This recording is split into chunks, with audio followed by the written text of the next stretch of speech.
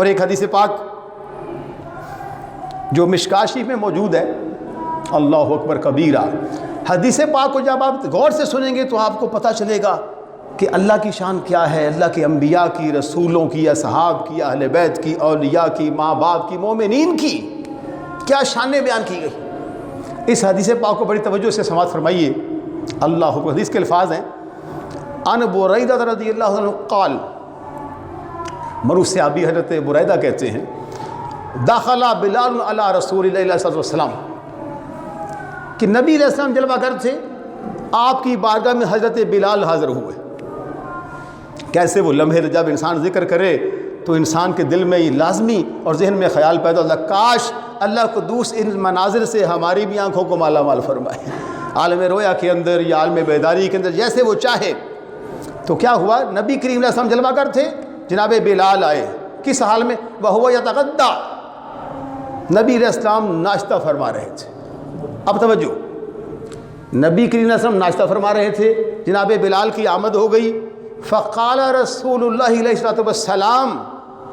الغداء یا بلال، نبی علیہ السلام نے ان کو اپنے ناشتہ میں شامل ہونے کی دعوت دی۔ یہ آقا علیہ السلام کی شان کریمی،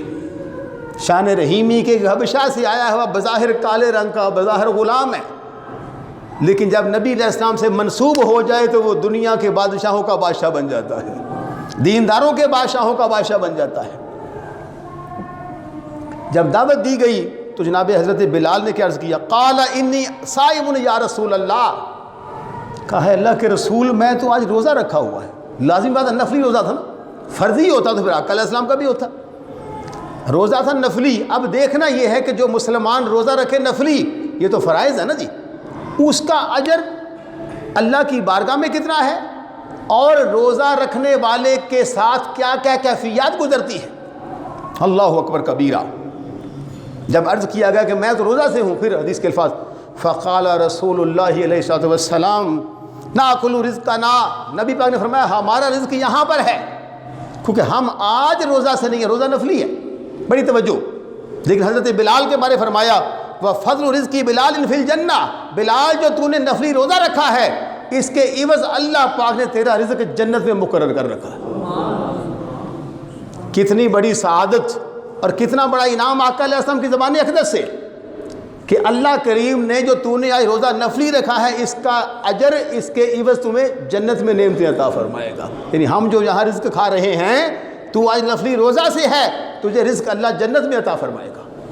اس کے بعد فرمایا اشارت یا بلال، اے بلال کیا اس بات کو جانتے ہو، اس بات کا شعور ہے، یہ بات تمہارے علم میں ہے کیا، ان الصائم یسبح عظامہ، جب روزہ دار روزہ رکھتا ہے اس کی ہڈیاں بھی اللہ کی تسبیح بیان کرتی ہیں۔ اندازہ لگائیے، اب کوئی دنیا کا سائنسدان، کسی سائنسدان کا کوئی ایسا آلہ، کوئی ایسے انسٹرومنٹ یہ نہیں بتا سکتے کہ انسان کی کون کون سی ہڈی کون کون سا ذکر کر رہی ہے۔ اگر یہ مخفی امر، چھپی ہوئی ہڈیوں کی کوئی تسبیح و تحلیل کو سماعت فرما سکتا ہے، تو اللہ کے فضل سے تیرے اور میرے پیارے نبی کی ذات گرامی سماعت فرما سکتی ہے، وہ میرے اور تیرے آقا علیہ السلام کی پیاری ذات مبارک۔ اللہ خود تو سمیع علیم ہے نا، بے شک وہ تو ہر چیز کا سننے والا ہے ہی، وہ تو سب کچھ دیکھنے والا ہے ہی، لیکن اس کے فضل سے، اس کے کرم سے اور اس کی عطا سے ہمارے آقا علیہ السلام کی شان کو بھی دل کھول کے بیان بھی کرنا چاہیے، اور دل کھول کے سماعت بھی کرنا چاہیے کہ جناب بلال کو خوشخبری سنائی کہ جو تو نے روزہ نفلی رکھا ہوا ہے، اس کی برکت سے تیری ہڈیاں بھی تسبیح بیان کر رہی ہیں۔ اس کے بعد فرمایا وَيَسْتَغْفِرُ لَهُ الْمَلَائِكَةُ مَا أُكِلَ عِنْدَهُ، جب تک کوئی بندہ روزہ دار ہو، اس کے پاس کوئی کھانا کھاتا رہتا ہے تو اس کی ہڈیاں اللہ کی تسبیح بیان کرتی رہتی ہیں، اور فرشتے اس کے لیے بخشش کی دعائیں مانگتے رہتے ہیں۔ اب اگر نفلی روزہ رکھنے سے اللہ کی بارگاہ میں اتنا اجر ہے، جس میں اختیار دیا گیا، چاہے تو رکھو چاہے تو چھوڑو۔ اب روزہ تھا نفلی، فرمایا اجر اس کا ہے جنت میں، ہڈیاں تسبیح بیان کرتی ہیں، فرشتے تمہاری بخشش کی دعائیں مانگتے ہیں۔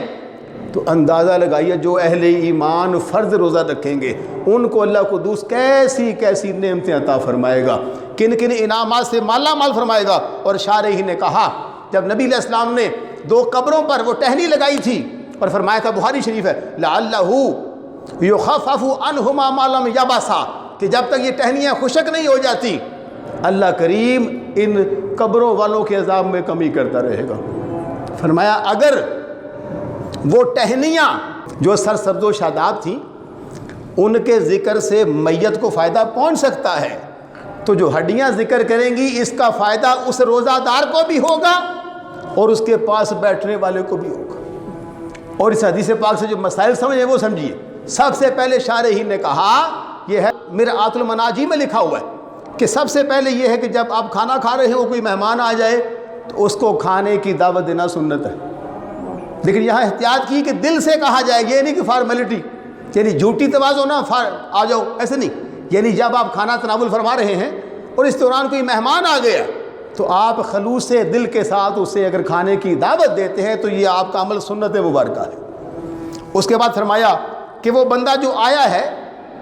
اس کے بارے میں بھی حکم ہے کہ دو باتوں کو جمع نہ کرے، دو چیزوں کا اجتماع نہ کرے۔ مثلا اس کو بھوک لگی ہوئی ہے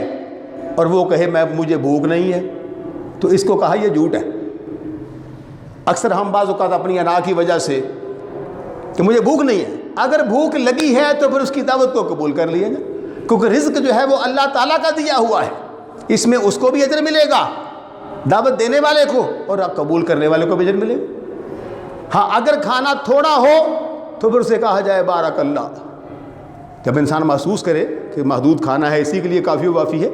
تو پھر بارک اللہ بھی کہا جا سکتا ہے۔